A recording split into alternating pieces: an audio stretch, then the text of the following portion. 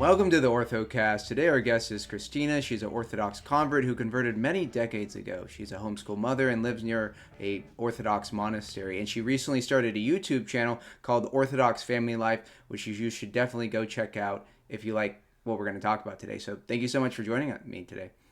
Thanks so much for having me, Kyle. Yeah. So first, what was your upbringing like? What were your early experiences with Christianity? Did you ever have like an atheist phase, or what was your upbringing like? So no atheist phase, but I'll tell you a little bit about my family because it plays into the story quite a bit. Mm-hmm. I grew up in Florida in the 80s, and North Florida is, for the most part, the South. Very Southern culture, so everyone is Baptist. Mm-hmm. You often get asked on the street, if you know where you're going, if you're going to die tonight, that sort of thing. So I was definitely culturally Christian and culturally Baptist, but didn't have any idea about basic theology or history. But I knew that I was a believer in the Christian God. Mm-hmm. Didn't really know what that meant. My parents were they've both departed this life now, but they were pretty interesting people. My mother suffered greatly from pretty severe mental illness. So when I was 11, the whole family kind of fell apart. She went into therapy, was on pretty heavy psychiatric medicine. And all of a sudden, my whole life fell apart. She was wearing a path in the carpet just from walking in circles, from being on lithium and Haldol. Wow. So it was pretty intense. And I think my dad was just trying to cope with all that. So I think from about 11 years on, I was pretty much on my own emotionally. Wow. And it just kind of got worse from there. I don't blame my parents for any of that. They suffered quite a bit in their own lives. So. Mm-hmm. Eventually I go into high school, and I think at about 15 years old, I really began searching for God, and I'm just desperate to find God. Mm-hmm. I went to an public art high school. So, we were kind of where all the hippies were, the gothic people, alternative. So, I had a nose ring and pink hair at 13 and combat boots, and people who know me now are usually kind of surprised by that, but it's what was going on in the school, and it resonated with me, kind of being, I think, on the outer edge of culture and not really fitting in anywhere. Mm-hmm. So as I went through high school, I have this gnawing desire for God, but because there's so much Christianity in the South that's very cultural, it's very confusing for young people. Everyone says they believe the Bible, but they all disagree. And, just from the outside, that's very obvious. Mm-hmm. And so I started to pray that God would just show me the truth. And then I think it was in 1993, we went to a Duran Duran concert to see the Cranberries, who were opening for them, some friends and I. And I was in a fatal car accident. And so I was in a little 77 Volkswagen van, and someone ran into us, and one of the guys we were with died. So we watched them die there on the road. Gosh. So it was pretty intense. And I think that just drove me further into looking for God, seeing death like that up close at such a young age, on top of everything that was going on with my family. Yeah. So by 17, we're kind of living this, mildly party lifestyle. My family life's falling apart. My dad ends up taking a job out of state so that he can have some peace, I think. And so it's my mom, my sister, and I. My sister has a baby at this point. And so, let's see, it's Thanksgiving 1994. And my dad's away, and my mom goes to a friend's house for Thanksgiving. My sister takes her baby to a friend's house for Thanksgiving. And so I'm in this bare apartment because we had been kicked out of our house while my dad was gone, and we lost everything. Everything we owned was taken by the landlord because it was just my sister and I. Yeah. My mom had been in the mental hospital at the time. So there was nobody that was there to say it's not okay to throw children out, Mm-hmm. So we had recovered from that, but we're in this apartment. There's hardly anything in the apartment. And now I'm left alone on Thanksgiving. Wow. And that was pretty rough. Yeah. So I thought, okay, well, I'm going to I'm going to make the best of it. So I make myself this little meal, little Thanksgiving meal, all out of cans, and and I sit down at the little coffee table to eat it, and I just fall apart. And I realize that, I'm completely alone in the world, that emotionally and even now physically at times, um, completely alone. Yeah. And I just had this sense that I wasn't going to make it if I kept on this track. Mm-hmm. And I wasn't suicidal or anything like that, but there was just this feeling that this can't go on. I have to, Yeah. I have to have a different life. Um, a few months before that, I had actually reached out to a guy from my high school who was one of the few Christians there. And he was the type of guy that everybody liked, but not because he was super social or funny, but he was just kind. Mm-hmm. And he would always say a prayer before he ate. And that really stuck with me. And so I called him up and I said, "Do you still believe in God?" And he did. And we met at IHOP, and he began to tell me about the church. He was a Protestant at the time, Mm-hmm. and he was studying iconography in college. And as I sat there, and I'm a mess. I'm very young. I don't, my life is so chaotic, but everything he said about the church just like went to the core of my being. I knew that that's what I was. I'd been searching for churches for at least 2 years, had my feelers out, listening into different sermons or churches, and nothing was resonating. But this just, it spoke to me in an incredibly deep way that I'd never experienced before. So he sets me up with the church, and that Sunday after Thanksgiving, I stepped into the church for the first time, and I never looked back. I was baptized actually only 5.5 months later, very quickly, but I was just all in. Mm-hmm. Wow. So So wait, so that was an Orthodox church he was trying out while he was Protestant and learning about? yeah, Oh, wow. so I knew I was Orthodox before I met anyone, before I went into a church, before Wow. I knew any kind of basic theological truth. Yeah. So for me, it was an extremely experiential conversion. There Yeah. wasn't all the reason, which when I started going to catechism classes, I was actually the first convert in this small OCA church, and I don't think they quite knew what to do with me, because they expected me to be arguing from a Protestant Yeah. position, and just everything they said, I thought, well, that's beautiful. That sounds Wow. awesome. I'm on board. That's amazing. So I was baptized. I turned 18, and I dropped out of high school all in about 2 weeks. Oh my. So, but it was a very small OCA mission. Mm-hmm. I was the only person between 11 and 30. And so Wow. obviously with my family life, and then all the friends that I had were, some of them were great people. The only people that came to my baptism were my two Gothic friends, actually. So no family or anything, but I needed community. That became really Yes. clear to me. And so I met a man who eventually became a priest, and he told me about this place in Santa Cruz in California. Mm-hmm.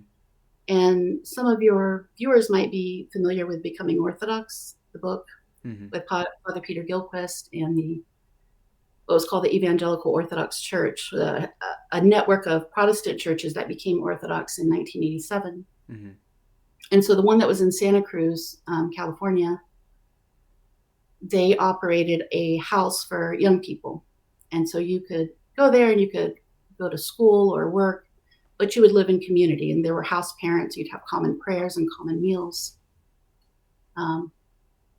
So as soon as I heard about this, I applied and I went. Didn't know anybody, but I took my one little suitcase, jumped on a train, and Oh my. just threw myself on the mercy of God, really. Yeah. And the thing that sticks out about that time of my life is just how much God was there. The grace of God was very palpable, because, when you throw yourself at him like that, he catches you. Yeah. And of course, also just being new in the church, everything was so intense and beautiful. You know, my family thought I had joined a cult, which I don't blame them for. You Yeah. know, um, Yeah. 10 years later, my parents ended up converting in that same church in Oh Florida, my. and my sister's now Catholic, so they're all okay with it now. But they were Oh, worried. yeah. Um, And so how was that going across the country and you found a great community there too? it was culture shock. Again, Yeah. I was, they thought I'd been Orthodox for a while. It wasn't even a year. I got there in July of 95. So it was 7, 8 months since I walked in the door of the Orthodox Church. And it was a pretty intense community. We worked together, we lived together. Um, there were daily services, so we had services twice a day. So I actually worked for Conciliar Press for a time, which is now Ancient Faith Radio. Oh, really? Um, Oh, yeah, and lived with church people. And then there was a small group of, young college age kids that would go to church together and then hang out afterwards. And so we would do that. We had liturgy almost every day, liturgy or orthros every day, vespers every night. And that's really actually where I received my catechism, was standing in the church yes. um, and listening to the hymns, because they would do all of the hymns for all the saints of that day. So it's pretty long and beautiful. They put a lot into their liturgical life there. And anyone who reads those hymns will know that they're just full of theology and history and the saints. So it's a really wonderful catechism, actually. And I think living in community really helped me to begin to see what a real normal life looked like, because obviously at this point I didn't really know from experience what it means to be normal, what it means to have a mom that's home and taking care of you, instead of a mom that's slitting her wrist and going into the mental hospital, and you come home from school and she's not there. Yeah. Um, so it was difficult in the sense that I knew I was different from a lot of the girls that were there who were raised in the Christian faith, the Orthodox faith. Mm-hmm. Um, but it was also just a really wonderful place to be. Yeah. And so, how has it been like being Orthodox for so long? I feel like every day I learn so much about Orthodoxy. It's like truly amazing. It's just like this well. It's like you're never gonna get to the bottom of it. So just being Orthodox for so long and like seeing, that was a first kind of wave of American converts, in Hmm. the late '80s, and like seeing that now. Like, have you noticed that? Do you feel like Orthodoxy? Have you seen it grow? Yeah, so this November will be 30 years from that kind of low Wow. point in my life, and I still am learning about the church. I'm still amazed at the depth of the church. It's inexhaustible. It truly is. After 30 years of study and of going to church, and we've been blessed to know quite a few monastics in California, and my husband's been to Russia and Greece. I've been to Wow. Greece. We've met some pretty amazing people, Yeah. and we see that we've just scratched the surface in 30 years. Yeah. Truly, like, you can just keep going. Yeah. Exactly. There's always more to go deeper. And so now that you've like have like 30 years of experience, you're making a YouTube channel to like share your wisdom, not only like in the faith, but also like getting some advice, from like an older woman, a mother, because I think that's so lacking on YouTube. Like there's just so much bad advice out there. So what are your plans for your YouTube? Like what are you gonna offer? Yeah, so I've been at this for 30 years, and we homeschooled our kids for 20. I have Yeah. 4 kids, and they're all mostly grown. I've got one still at home. So I think I have a little bit to offer. But if I'm honest with you, the women that I wish were doing this YouTube channel, are too humble to go on YouTube. Yeah. So what I'd like to tell everybody is that this is like a starting point. I Yes. hope what I'm doing. And my hope is that I can convince some of these older women and more experienced and more mature women than I am, to come and share their stories, because, I know 80-year-olds who have lived through communism and have seeing Christ the Savior, rebuilt. But before it was rebuilt, they saw that the communists were trying to pour a swimming pool. And for years they said, oh, the concrete won't set. But as soon as the church got the property again, they rebuilt it. And this woman that I know watched that happen. Wow. Decades of the communists saying, oh, no, it's impossible to build here. And then as soon as the church gets the property back, they build the cathedral with no problem. So it was a miracle, Yeah. And that's the kind of life that they lived under.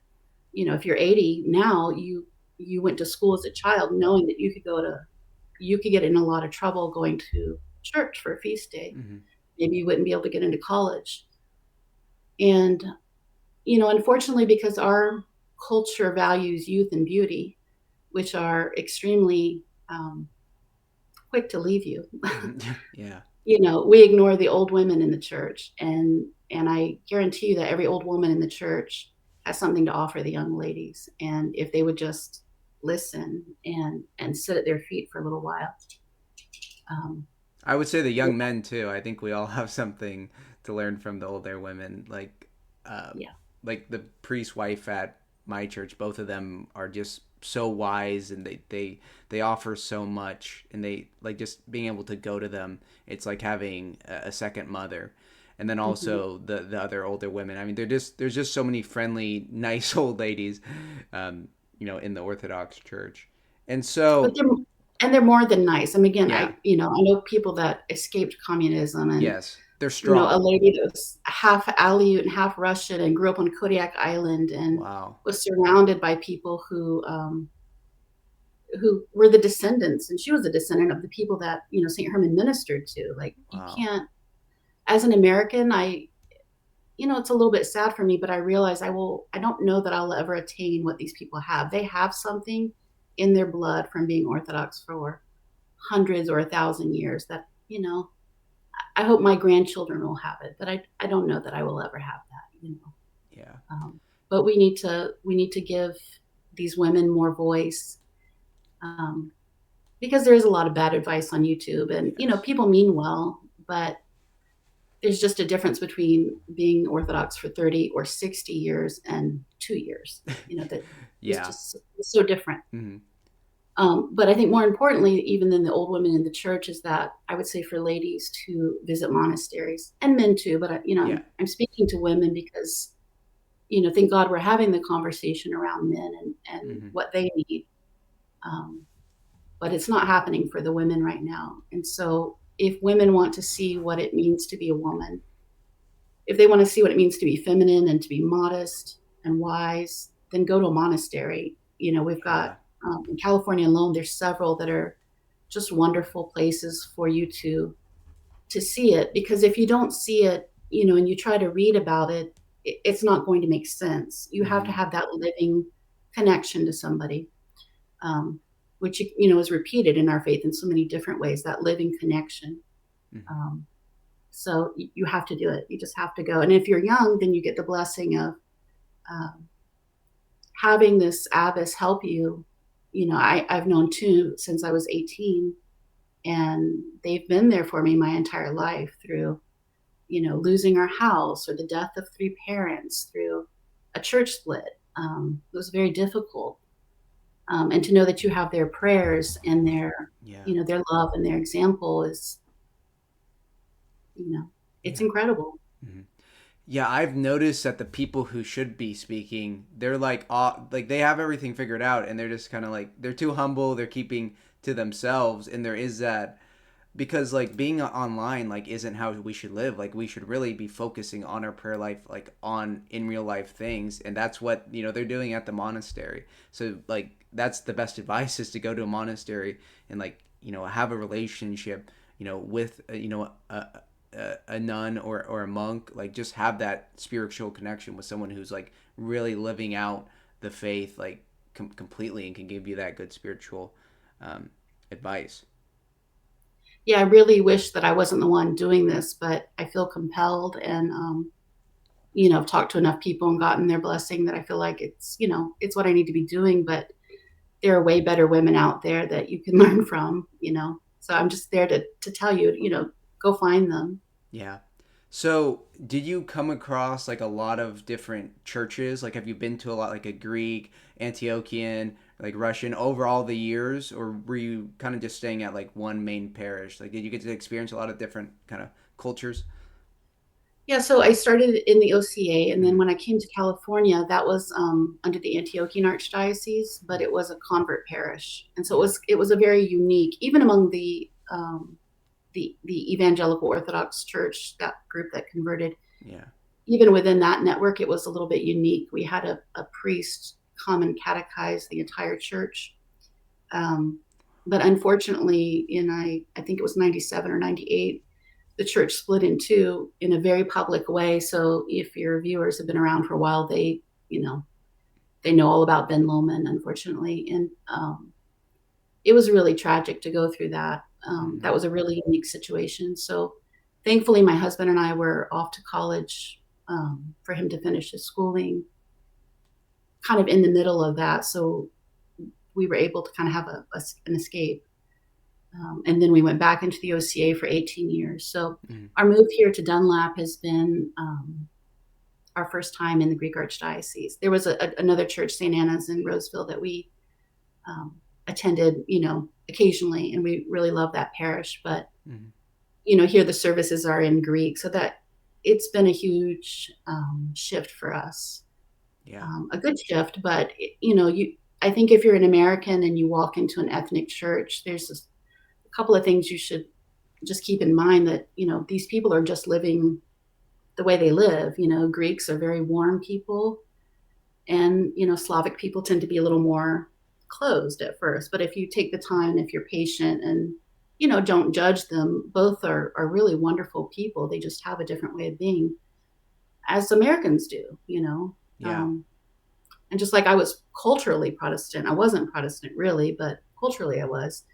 Maybe there are some Greeks that are culturally Greek or culturally Orthodox, or some Russians, but there's people with deep faith in all of these churches. Yes. So I really don't like it when I hear people say, "Oh, Greeks they're not very faithful. They don't pray or something." It's not true. I've met a lot of very Yes. faithful Greek people. Yes.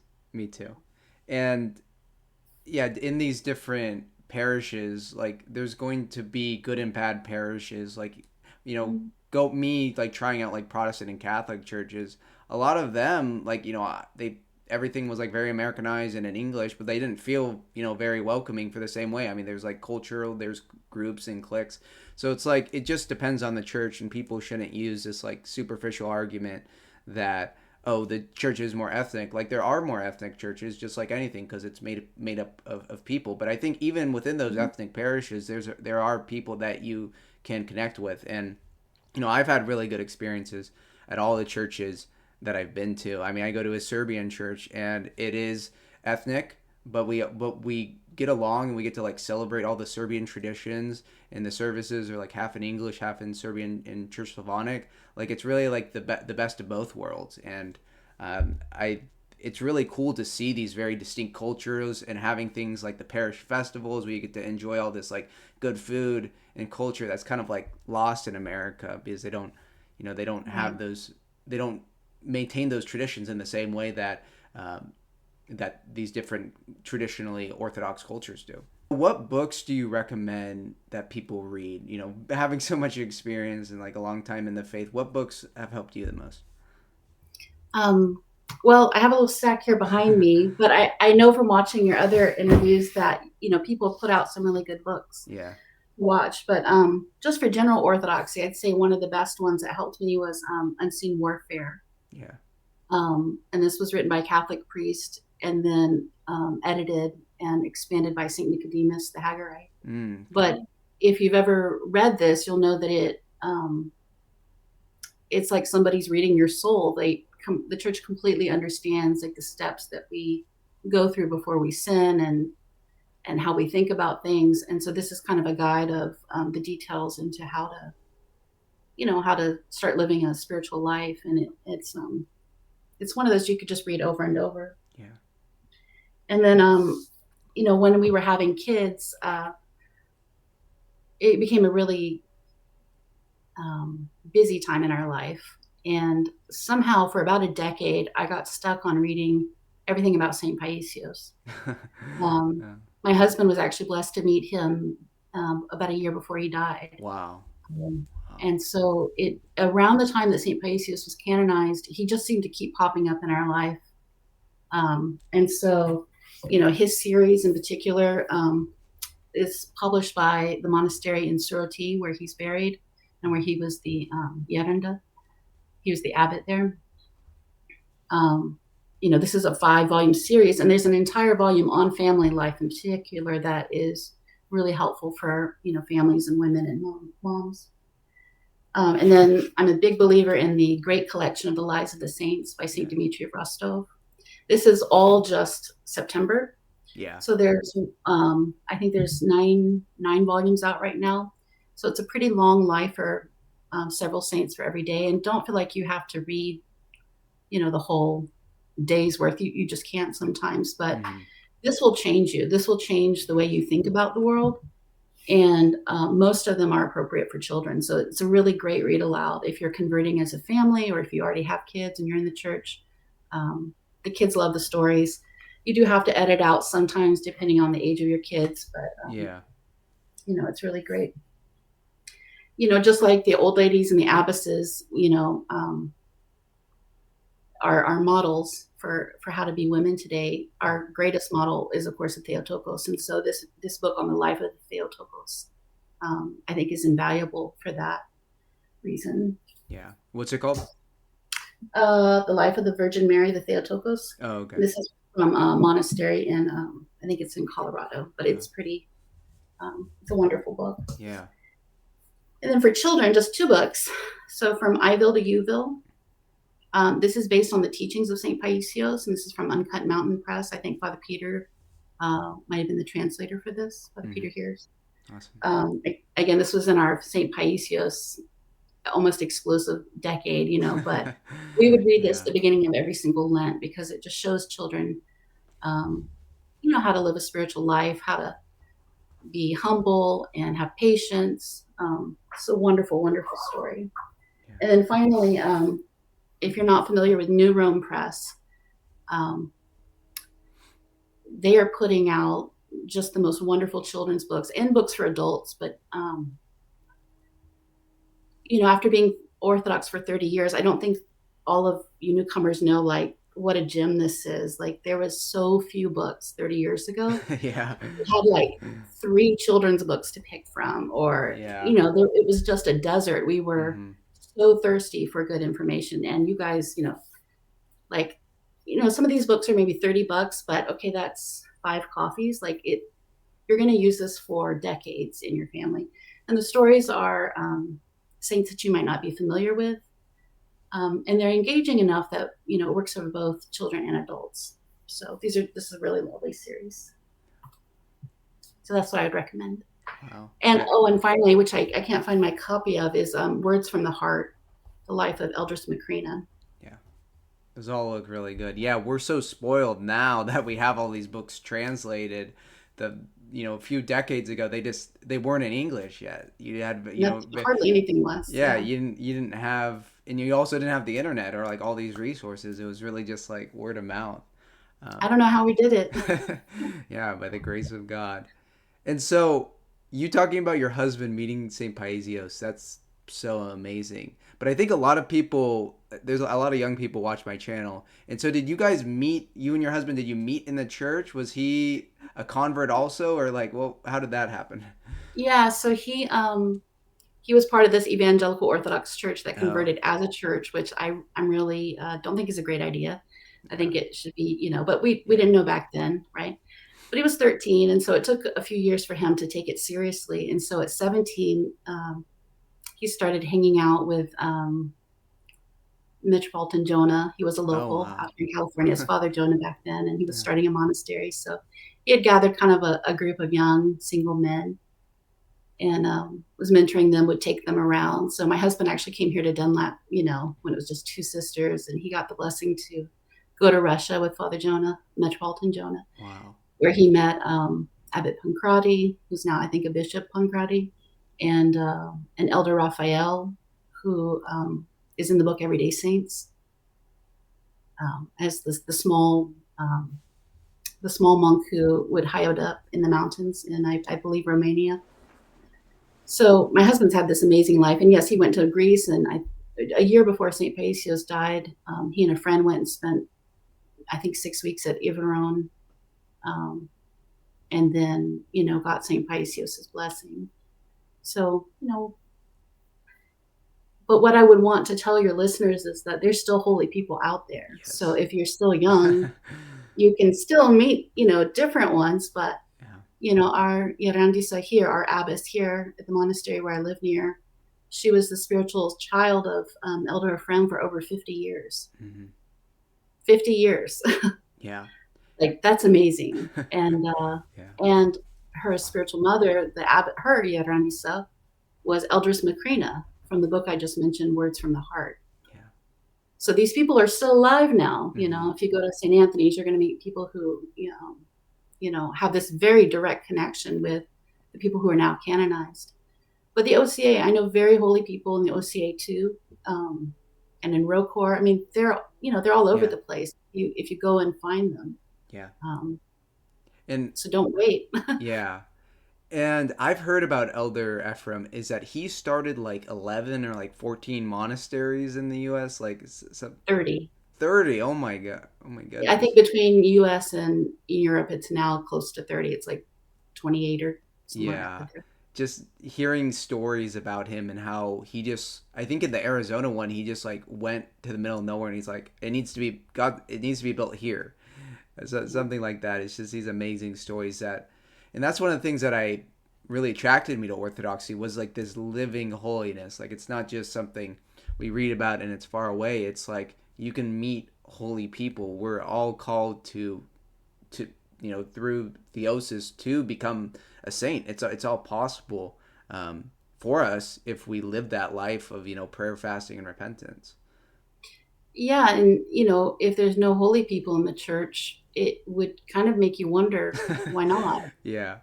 Right? I mean, if you want to find a church that's on fire or alive, well, find the one that actually has holy people in it. Exactly. And a lot of people in America, they mistake like Pentecostalism or like emotionalism as that's like being on fire for the faith, but it's like reading the spirituality of Orthodoxy. It's so much deeper and it's more rooted in this like deeper tradition that coming back to the apostles and Jesus. It's really amazing. Yeah, and I would warn you that if you do go to a monastery, or if you meet someone that's holy, it can be uncomfortable. It's like your own sinfulness kind of rises to your mind and says, "Wow, there's a huge difference here." And sometimes your passions want to fight against that. Yeah.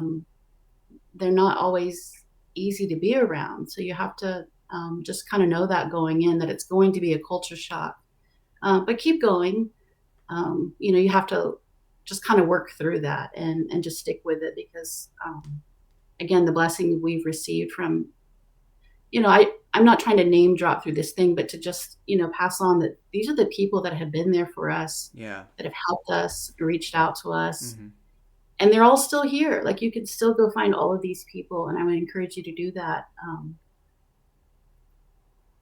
And I wish that we, in retrospect, would have taken more advantage of these relationships that we had and these opportunities we had. Because life gets busy, when you have 4 kids and you're homeschooling and you're working, it's very easy to put the eternal and the most important thing off to the side because, there's dinner to be made and kids to shuffle around. Mm-hmm. So I think there's a constant struggle in family life and in everybody's life to always keep Christ centered, Exactly.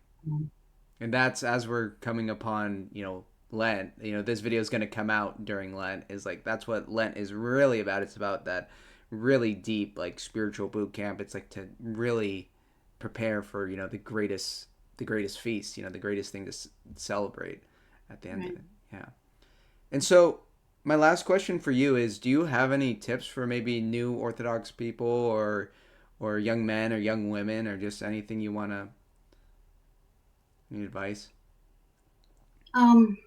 Be patient, be patient with yourself. The world that you're living in now is completely different than 30 years ago.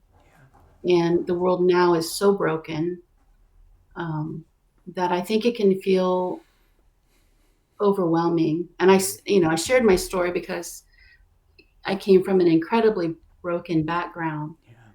Um, but you can find healing in the church. It doesn't matter what you've come from. It doesn't matter, the things that you've done, the things that you've seen. Christ can heal all of that.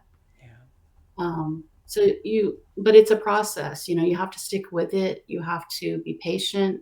You have to trust God. And that's really hard because we all come to the church with so much baggage, especially now. Like, you're just swimming in insanity in the world. And so you have to get out of that, which is why I left Florida, to put myself somewhere new where I could be reformed in Christ. But even after that, it still took a decade. I struggled with depression for a while because, look at my life the way it was. But one day I realized, while my older kids were young, that I hadn't been depressed in a year or more. It just slowly, as you go through confession and prayer, these things slowly over time will fall away. And, as I was joining the church, I remember feeling so old and used up at 17. There was just nothing left of me. I felt incredibly old in a negative way. And then when I came to the church, I'm hearing the Bible really for the first time. But there's the verse from the Psalms that we sing every, if you're in the Slavic tradition, you'll sing it every Sunday morning. But thy youth shall be renewed as the eagle. And that's what happened. I feel younger now at 46, almost 47, than I did at 17. So God can heal you of all this stuff, but you have to be patient. It's not going to happen as you step out of the baptismal font. It begins there, but it may take 20 years.